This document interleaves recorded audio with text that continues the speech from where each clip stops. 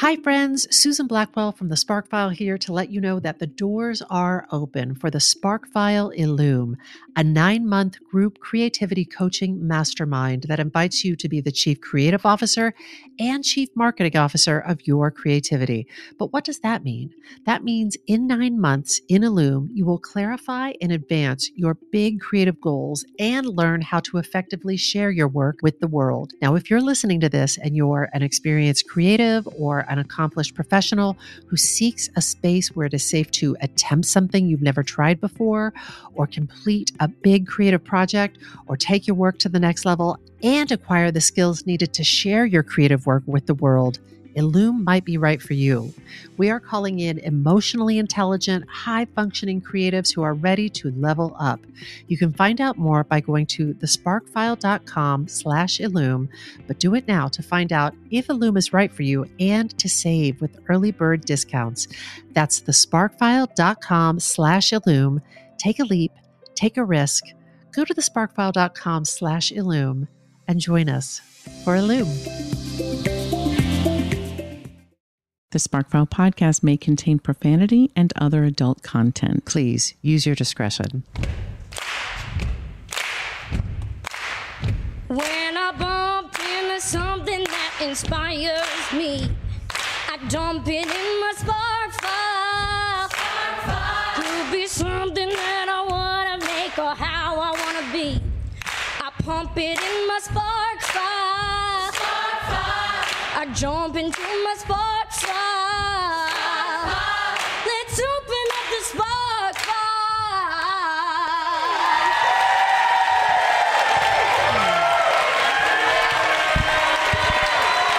Yes, we're still here at TPAP on the beautiful campus of Wake Forest University. That's the Performing Arts Project. If you are wondering, where are we again? Winston-Salem. Why can't I hold that in my mind?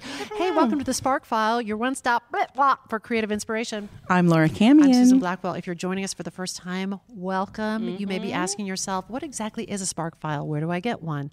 What do I file in it? Those are top-notch questions, and we've got top-notch answers. Yes, we do.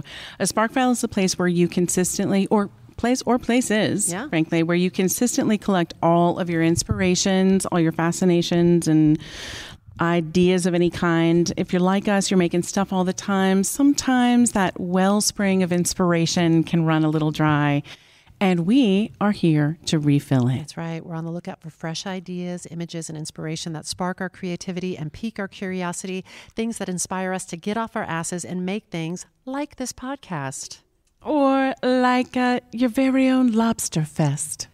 Wow. Like you've totally make and organize and the produce entire festival. Fantastic. Yes. Or a decorative tissue box cover that is just 100% covered in googly eyes. Come on. Yes. Yes. On today's Makersode, we're going to talk to someone who sparks us. And that special someone is Gavin Creel. Gavin.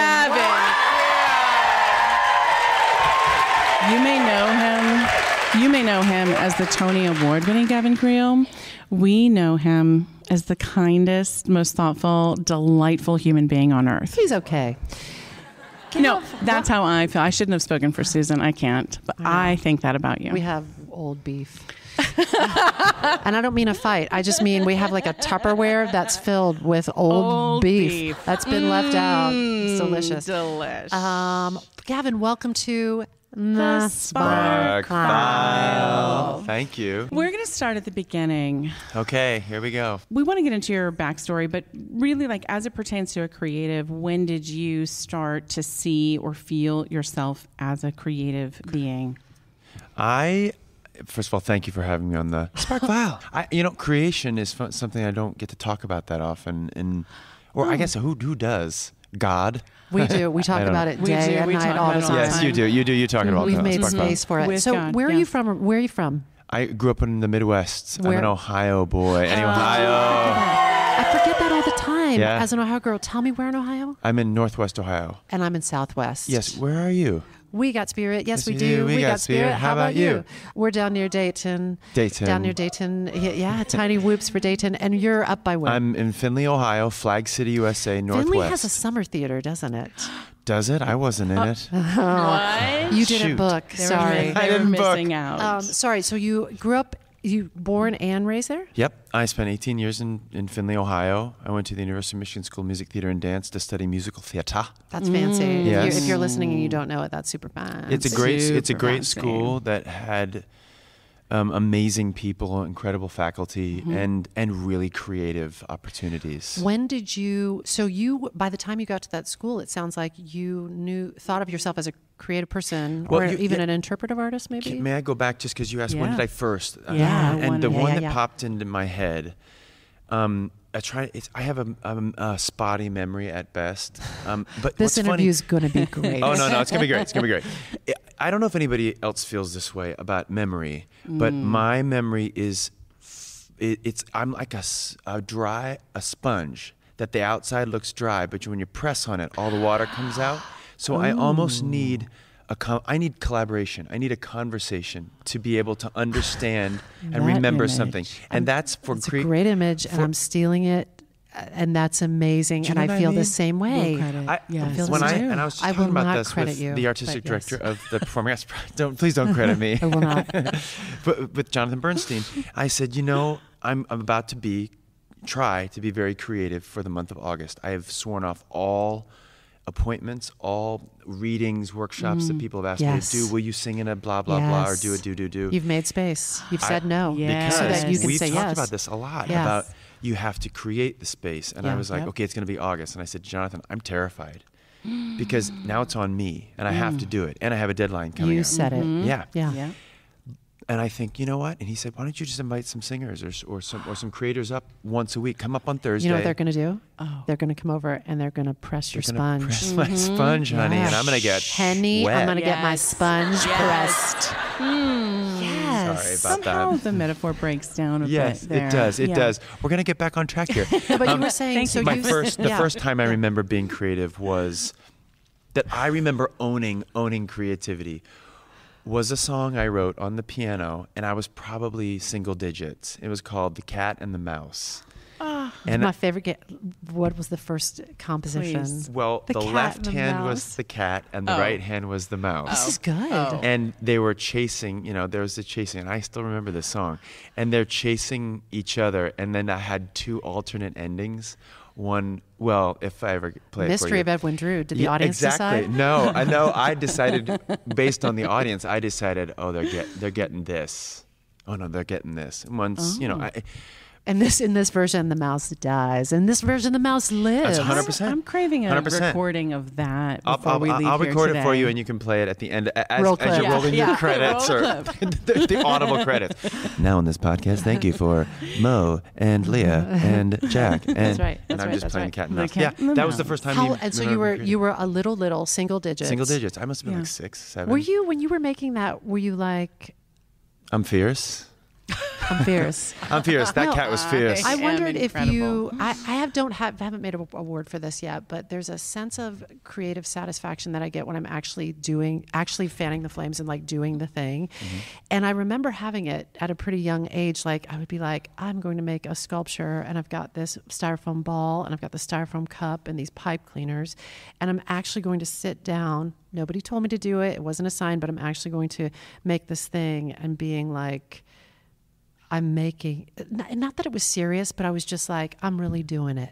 100%. Can I also say, I remember making, in 7th grade, I was in home ec, and we got these little packets. You got to pick which you wanted to make, but you had to make a pillow. Oh, yeah. Home ec, and then you had shop class. And I'm going to tell you, I actually preferred shop class. Being a proud gay man, I would have thought I'd been like, yes, let's make those eggs, baby. Pigs in a blanket, okay. Oh, shop class. Which I did love home ec, and I felt at home in the kitchen. But they gave us, in home ec, this, okay, you can pick. And I picked a shoe pillow. It was blue, had 3 little red stripes in the laces. And when it got done, it looked misshapen and not shoe-like at all. But I'm going to tell you the truth. It was a beginning, a middle, and an end. And when I finished that last stitch and broke off that thread, and I looked at it, I was like, well, it doesn't really look like a shoe, but I had what I remember to be the first burst. Well, I guess the first burst was cat and mouse of this, like, you know what I'm talking about. Yeah. Can we make up a word for that? Whatever that that? I just call it at this point. I just call it creative satisfaction, or I can feel when I'm in like creative flow. But we have to make up a completely new word for that. Yes. Any ideas? We'll take ideas. Whoa, let's keep the orgasm talk down, shall we? Easy. This is a family podcast, you motherfucker. It's that feeling of like there was nothing here before. And now making something where nothing existed something before. Here. But can I tell you something else that my therapist, who everyone should be in therapy if you're listening, everyone should be a therapist. Ditto. It is the greatest. Having a professional who understands feelings in a way that we think as human beings that we get. No, baby, we don't get feelings. They do because they studied it. AP Psych. He said to me, and this is religious. It's going to sound religious, but I believe this. You can call it God or you can't or whatever. But if you do believe in science, let's say, or the Big Bang, or something existed, one thing, and then it exploded into an infinite number of things. But something made it explode. And it's the same spark that something happens when the sperm and the egg come together and and then this becomes, but something happens and then it's life. It's like this isolation. There's a movie Lucy, which I kind of love. It's sort of isolated that into a drug form. Go see it. Scarlett Johansson. But he said to me, if you believe in creation, if you believe in evolution or whatever, there's something magical that we can't define that is that moment. And that is, if you don't believe in science, you still can know that there's a word called God. And if you don't, or if you only believe in science and you don't believe in religion, but you know the word God, so you're sitting over here and you're a scientist and you go, the story of God is that they created everything. So if you know that story, or if you totally believe it, then you are God. There's no God. We are God, or we are not God. But if we create, then we feel God. We feel God-like. Yeah. And I So just maybe thought, that's me breaking off that little piece of string, boom, I am God. I made a pillow. Yeah. That, imagine the joy or the creative spark. That So when I was shoving that styrofoam ball on that styrofoam cup, you felt God, I think that is that thing moving through you. I think, Yeah, and I think is. the word you're looking for is divinity or the divine. I know, but I don't want to sound like a pretentious douche. I know, but I do, so I'll take it. For the You be the douche. I'll be the douche for you. I'll be your douche. Wait a minute. Stop.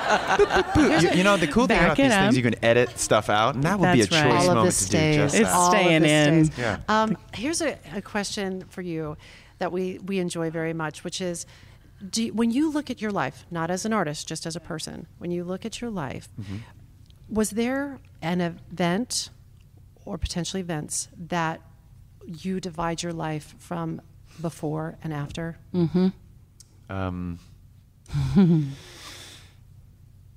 There's one big one.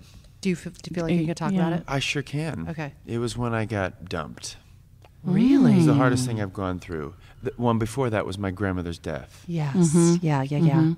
So your grandmother's death My grandmother's was one, death is the one that I want to say had the most meaning. When was but that? getting dumped, But gave breakup was rocked your socks. rocked my socks in a way that I never when were imagined. How old were you? Yeah. It was 2000 when my grandmother died, and I was 22 years old, and I was in North Carolina. I was just it was It in all the mountains comes outside. full circle. It was. I was in the Asheville hospital, so I was doing Honk the Musical, which is this musical about the ugly duckling, and I was doing it at the North Shore Music Theater, and no lies. I was doing Fame the Musical on the national tour, and I was finishing.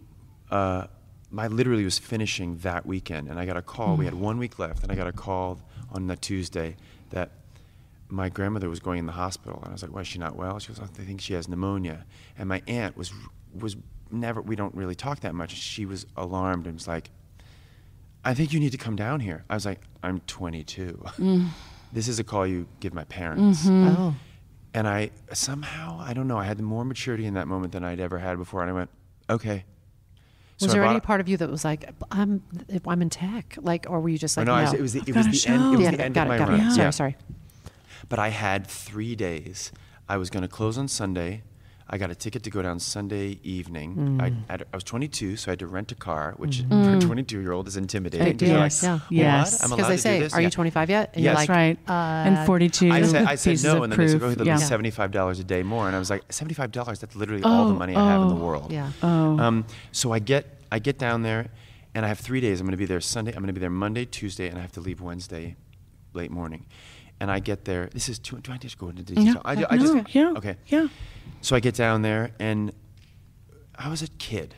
And when you're 22, you're actually 15. I always feel your actual age minus 7 is the age you actually are. I really believe that. Interesting. So when I look at like 18-year-olds, I'm like, "You're 18." Sorry, I just yelled in the mic. "You're 18. You need to come on, focus." I'm like, "No, they're 11."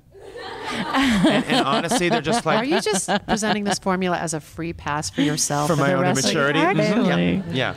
So I don't even know. Okay, so you feel young. So I get down there in a and very I'm alone. adult situation. I'm driving through Yeah. the woods. I wrote this all down. I'm going to make it into a short film. I someday. have no doubt. Yes. And I get there, and this woman is my idol. Like she's like Wow. the greatest human being. I loved her. I had this connection with her that I did not understand when she was alive. I didn't understand until she was gone.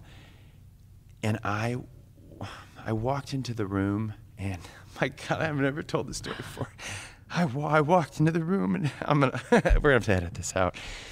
And she's laying on the bed, and she looks at me, and she says, "Oh my God, I'm so sorry. I didn't know. I thought we could talk about creation." Also, that's the impact okay. this podcast has on people. Just abject weeping. She says, "Jim, that's my grandfather and my father and my middle name." And she goes, "Come here." And I'm going, "No, it's Gavin. I'm your Woo, I'm going to make some armpit noises. These are visceral This is talent. responses. I learned this from Joey Lamb in the 3rd grade. And Mrs. Kidwell got really mad at me. She's Yeah. like, "Stop that, you two." You'll And get I'm detention like, for "Joey that." Lamb is cool." So I'm trying to be like Joey Lamb. He lived by the railroad tracks, and I was just so gay. Anyway. So This story's got it all. This story has everything. So she says that, and then she's like, "Oh, Gavin, you're here," or whatever. And that was about, like, that day was the only day she was conscious. And then I spent time. I was doing the thing where you were dipping. Stuff. I was a kid, but I was dipping these sponge things and putting in her mouth. Yeah. And I was putting lip balm on her lips, and So you're wetting her. yes, so that they were like, and then the doctors just said, "She needs to eat. Whatever she wants, we'll make it. We'll get it. We'll give it to her." So I'm in that moment. I'm like growing up. Fuck my breakup. This is way more intense. I wrote songs about my Interesting. breakup. I wrote a journal entry, a pile of journal entries right after this, after she passed. And then I left the journal on the train. And I was like panicked. And then I got a laptop out, and I wrote the thing, and my laptop crashed. And I was like, okay, God, okay. And I didn't write it down until just before. Well, but this is Well, actually this the follow-up question I'm sorry, that is, was such a you waste of know, time. you have this defining moment in your Yes. life, your grandmother's death, and the defining moment of the breakup. And the question is, how do you think those have influenced your creativity? Truth. If I am not telling the truth, it is not worth it. Yes. And I think I'm a pretty good actor, but I will never be able to be a fantastic, spectacular, magnetic, unbelievable actor. Maybe ever. I don't know if that's my greatest lane. Tony but when Awards might beg to differ. Well, but okay. no.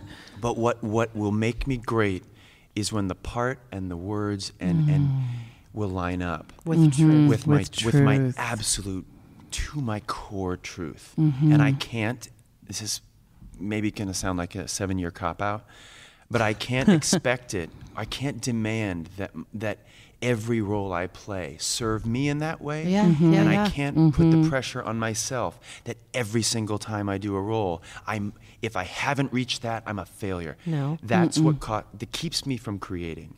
When Yes, I'm that's writing a what you're song, saying. But I'm thinking about the Interesting. work, because you are a very prolific maker. I'm trying to you're, be. in addition to being a fabulous interpretive artist, you're a creative artist.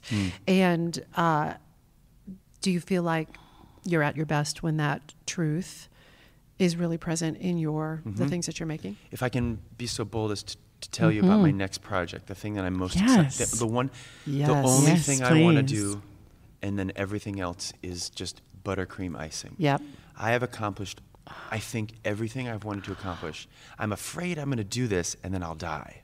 Oh. But then it'll be a life May well I lived. offer you Yes. an alternative? Yes. Yes. You're going Yeah. to make this. You're going to do it. It's going to get it up out of the Gavin conduit, and then the things behind it There's can emerge up more. behind Yes. it. I don't There's know what they more. are, except probably more acid reflux. But I I'll hope take so. it. That's Yeah. right. You keep drinking those peanut butter milkshakes. Oh, At 11 p.m. I know. Oh, Cookout, you tricky devil. Why do you torment me so? You didn't know. This was But an so expose. good. It's so interesting though, because one of the things we wanted to ask you is like, what is the work that you are most proud of? Yes. And it sounds like you're The on the next thing. brink You're- of that. yeah. What is it? I'm making a concertcole. I'm calling it a concertcole. I'm from the musical theater, and I've spent about 12 years also trying to be a pop writer and a story writer, and I've done a lot. I'm trying to blend the two into something that's sort of autobiographical and sort of fantasy, and I want it to look and breathe like something that I haven't seen before. Yeah. I'm not trying to reinvent the wheel or be original. It's such a tin rabbit to chase. But for me, I'm trying to find... Is that a saying? Oh, like It's in a chasing racetrack. the tin Sorry, rabbit. I was like, tin rabbit. It's for those Is that who a don't know, I'll drink? say so fast. The tin rabbit? Yeah, the tin rabbit. It should be. But it should taste like nothing, because the tin rabbit is You never what's sent get out it. right before the greyhounds are In the sent out race, the gates. yeah. And it's above in front of the greyhounds the entire way. So the greyhounds will never catch it. So it's like a Got drink it. you order that never comes. Yeah, you that go. never Yeah. comes and doesn't Yeah, but you satisfy want And it. if you You do want catch it. it, if somehow the dog's got the rabbit, it's tin. There's nothing to it, and they're going Yeah. to get no. So it's like chasing a I false love that. item. I've never heard that. Yeah. Yeah, my uncle taught me that. But now I forgot what I was talking about. The every concertcole. time I try to write a musical, I'm like shut down. And every time I tried to be a pop star, quote unquote, pop star for years, and it was just like that wasn't what. So I'm trying to blend my two passions, and I don't know what I'm gonna make. But I'm if this place has taught me anything, being at the Performing Arts Project has taught me anything. It's you start self-conscious, you start feeling totally self-aware. You feel that silliness is a waste of time, and then all of a sudden you start sniffing that glue and drinking that Kool-Aid, and you're like, right. before you know it, everyone's singing happy birthday with absolutely no tension in their bodies. And before you know it, then you're making something that you've never made before. Yeah. And you're running around like And all of a other sudden you're people like outside would breaking call the us thread on idiots. that shoe pillow. Yes, and you're That's creating, right. and then you're God. You have God in you. You don't have to believe in religion. Yeah. There's to something feel divine that. moving through we you. should figure out a word that is The ours. We're going word to is come up with a great yes, word. We are. Yeah. Please write to the sparkfile@gmail.com That's right. if you've already come up with it. We will not credit you. So you're making this concertcole. Yeah. I've had a taste of it, and I am there for it. I can't wait. Yeah. Can I ask Yeah. you, what was the initial spark? What was the initial spark for the concertcole? I'm going to tell you something that's also terrifying. The spark, the only thing that keeps me going, because I stop and I go, what am I doing? What am I doing? This is stupid. No one wants to hear any of this. And how am I going to sew it together? And what's the point? And will it make money? Will it be produced? All those gross business All things. that. All that.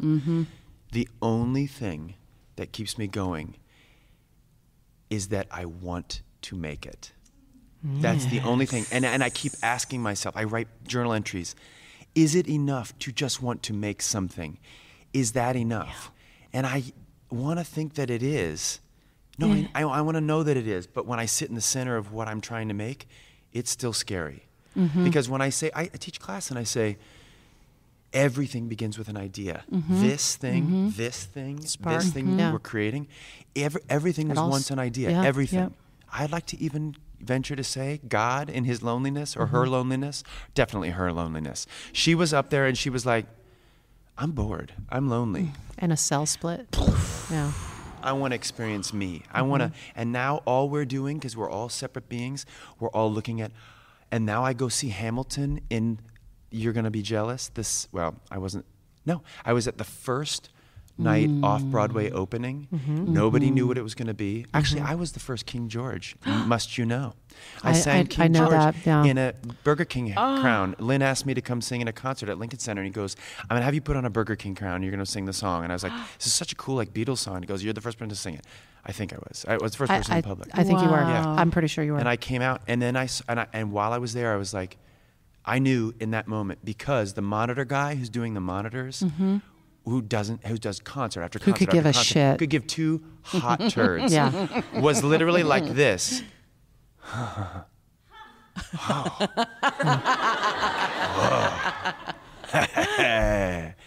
Listening to what was going on stage. Wow. Can I side spark on this? Please spark on. I was doing a project with name dropping Tommy Kail. Tommy Kail, who directed Hamilton and I were doing this project, and he just they were in rehearsals for a reading, and he told me, like, he pitched it to me, and I said out loud, this is going to be your legacy.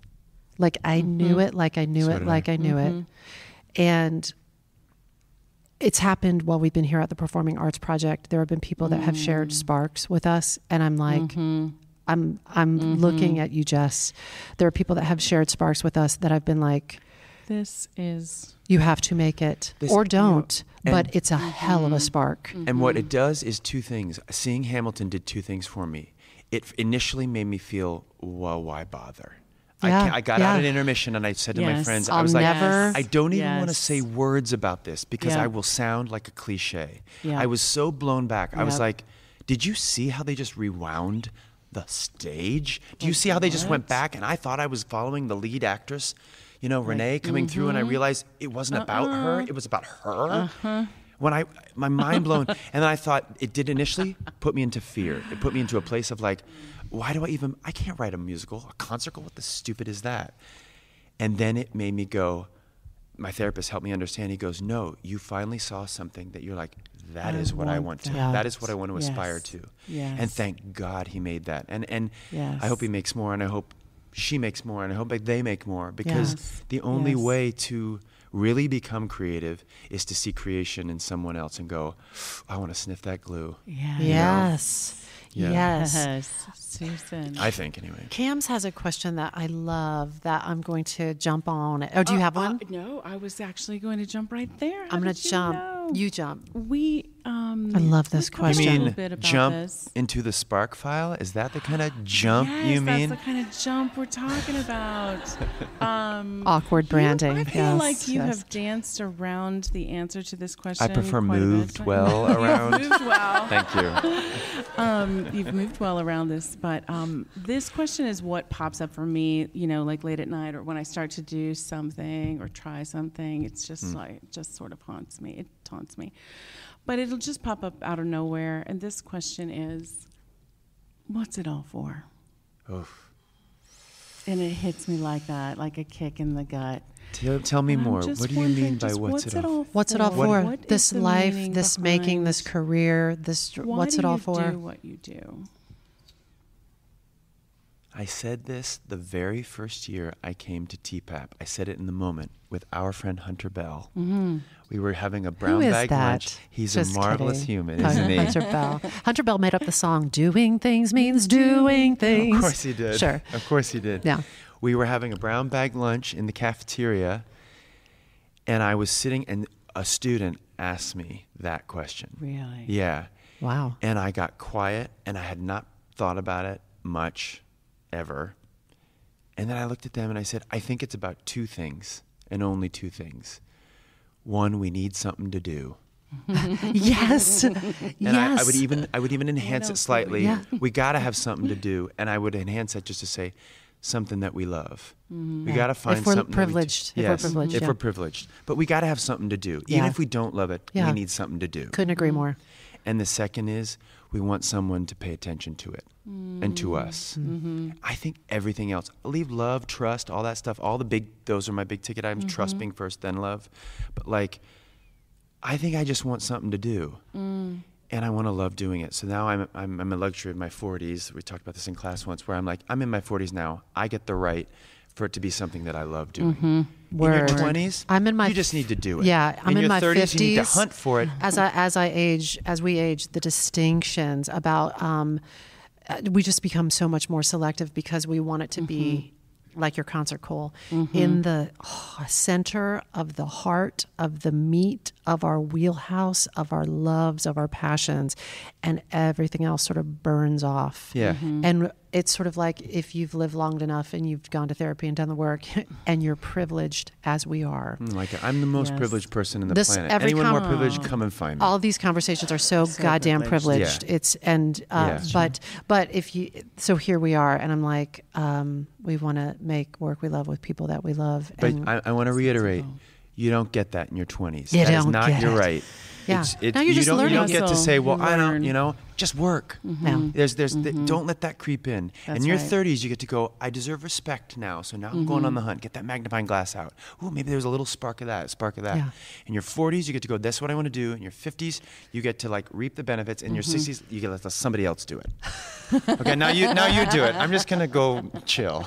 I've got two. If I'm lucky enough to live that long. Two questions. Is there anything that you're so fun and you're so funny and you're just top notch, but you're a wise owl. Is there anything, any little piece of wisdom that you feel like you want to make sure is recorded for posterity forever and ever? Can it be someone else's? Yeah. I'm just going to give it, I heard it from, it's somebody, Bruce Kiesling, who was once the conductor of the Greensboro Symphony Orchestra. He was bringing it all down to North Carolina. Right? It's all about NC, Yes. baby. But Bruce Kiesling was maybe a junior or senior when I was a freshman at Michigan. And very early, I remember it was the fall still, I'd just gotten there, and I must have been being self-righteous, as I was, and still can be, and I try not to be, but about something I know. As an 18-year-old, I know this. And he said to me, I was saying something about feeling badly about somebody else who looked a lot like me, or why didn't I get this, or whatever. Yeah. And he said, Gavin, other people's successes are not your failures.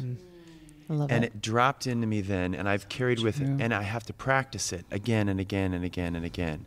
In every Lin-Manuel Miranda's successes are not your failures. Yep. That's And if right. you metabolize it correctly, it becomes a little piece of rocket fuel for you, Yeah. and a source of inspiration, a little spark. I can either decide to be bitter about it and get angry that why didn't I make that, or why didn't I get cast? Or I can look at the other side and go, hey, they got cast. That must mean I could too. Yeah. And it's literally, right. you can say I'm a Hallmark card. You can say, oh, he's Midwestern, wholesome apple pie. Like a Pollyanna point of view. I've been called Pollyanna to my face. Like, you're so Pollyanna. You're such a I'm like, I used to get so mad about that. I'm like, cool. You know what you do? Just punch him in the nose. It's like, I know. I want to. That'll learn him. Yes. I'm gonna kick those bones down the stairs. But I'm going to tell you, like, I'm going to go, okay, have fun with that side of the coin. Yes. Right. Because I'm going to tell you, it's a lot lighter on my end. Yeah, I agree with that. It just is. I Well, agree. also, and isn't it going back to your truth? You know, your truth is that you are a positive-minded person, and I try to be. Yeah. And you know what Yeah. I need to work on? This is my fault. I need to not force my positivity onto people who are having negativity. That's right. Necessarily. Yeah. And in that I mean, that's the terrible way of saying it. What I'm learning to do now as a 43-year-old man, and you're expert at this, is open these and shut them. Open your ears and Open shut my your ears mouth. and shut my mouth. And I'm terrible at it. But I'm really, what are you talking about? no, I think talk you're great. But nonstop. yeah, so do I. But I'm trying to learn. My boyfriend taught me this phrase: "Tell me more." And it was one of the first things that made me Brene fall. Brown. It made me fall in love with him. Oh, I don't even know if he knows it's Brene Brown. Who's that? Terry Gross said the best thing you can say to another human being is, "Tell me about yourself." Yeah, Oh, yeah. yeah. Tell me about yourself. Yeah. And then listen, and don't come back with, oh, cool. Yeah, I went to that camp once. I love that camp. Which is a Keep beautiful impulse to connect. Which is my impulse Yeah. is I want to carry a conversation, Yeah. but I need to let their conversation be Nice. the one that drives. And that is what acting is really all about. It's like, tell me more. And then they say something back and I go, oh, tell me more. You know, Yeah. I don't know. I like it. Boop, boop, boop. Finally, what is sparking you these days? Right. What's Give sparking us- you? Extra peanut butter milkshake from Cookout. Nice. Extra peanut butter. I suck That's that the in. important part. The extra It's the peanut extra butter. peanut butter. But what is it sparking in you, Gavin? Oh yeah, you're right. The extra peanut butter milkshake, you know what that was? Permission. It's sparking permission. And in this concert that I'm going to write, Yeah. it's called Loud Night, Nite. Yeah. it is that peanut butter suck. I say practice tiny victories would be my own advice to anyone. You can't expect to walk onto a Broadway stage and just be fierce. You have to, or just have the confidence or know what you're doing. You have to have the ability to have practiced these tiny victories along the way. And oh, that feels good. Why does that feel good? Because I shouldn't be eating that milkshake. And I gave myself permission to just have a suck or two. This is going to give me the shits. It gave me the shits the next day, people. But a little celebration of permission. I'm going to tell you, oh God, now it's getting gross. But I'm going to tell you, I enjoyed giving myself permission. I enjoyed allowing myself to say yes to myself in a way that when I get down and I'm at the piano and I can't make this song and I don't know what I'm doing, I'm going to get up, I'm going to leave it, and I'm going to go have a bowl of grape nuts because I love grape nuts. And then I'm going to sit back down or I'm going to go for a walk. Yeah. You have to practice tiny victories of joy. Yeah. You can't just expect to have it. Now I'm joyful. You know what I mean? I love it. Yeah. Thank you so much I to love you guys. Gavin Thanks for Creel. having me. I don't want this to end. Neither do I, but we're hungry. I know. We got to go eat lunch. But we do. We love you. Thank you for singing our theme song. And we also want to thank the Performing Arts Project, Jonathan Bernstein, Kim Slade, Juliet Gray, the entire faculty, staff, and student body. And special thanks to our TPAP Sparkfile team, a.k.a. our Sparklers. That's Ian Axness, Leah Hohauser, Jack D'Amelio, Mo Amelbert, Michaela Lillybridge, and Colin Hodgkin. Give them a round of applause. Yes. So that is it. So that's it. We hope this put another bunch of sparks in your file. If there's a spark you'd like us to explore, if you've taken a spark and fanned it into a creative flame and you'd like to share it, email us at thesparkfile@gmail.com or submit it through our website. And be sure to subscribe to this delicious bonbon wherever you get your podcast bonbons. Subscribe, rate, review. If you like this podcast, share it with people you love. If you don't like it, share it with people you hate. If something tickled your fancy or got your creative juices flowing, we're writing you a forever permission slip to make that thing that's been knocking at your door. It's your turn to take a spark and fan it into a flame. You got to write it. You got to recite it. You got to fricassee it. You got to go on and be it. Just take it. And make it.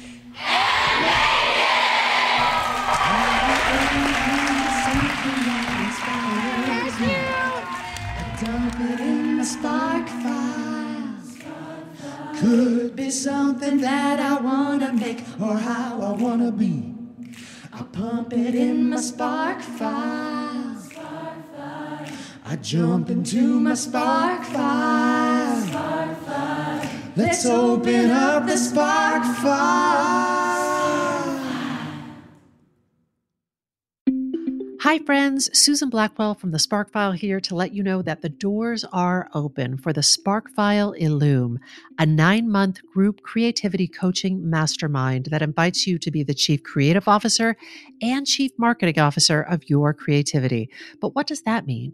That means in 9 months in Illume, you will clarify and advance your big creative goals and learn how to effectively share your work with the world. Now, if you're listening to this and you're an experienced creative or an accomplished professional who seeks a space where it is safe to attempt something you've never tried before, or complete a big creative project, or take your work to the next level and acquire the skills needed to share your creative work with the world, Illume might be right for you. We are calling in emotionally intelligent, high-functioning creatives who are ready to level up. You can find out more by going to thesparkfile.com/Illume, but do it now to find out if Illume is right for you and to save with early bird discounts. That's thesparkfile.com/Illume. Take a leap, take a risk. Go to thesparkfile.com/Illume and join us for Illume.